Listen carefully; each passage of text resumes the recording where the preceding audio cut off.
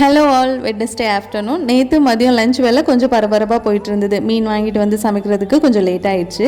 மீன் கடையில் மீனோட ரேட்டெல்லாம் கம்மி பண்ணி வாங்கினோம் அப்படின்னா காலையில் போகிறத விட அந்த மதியம் க்ளோசிங் டைம் ஒரு 12 மணி போல் போனோன்னா காலையில் கொடுத்ததுலேருந்து அப்படியே பாதி ரேட்டுக்கு கூட மீன் வாங்கிட்டு வந்துடலாம்.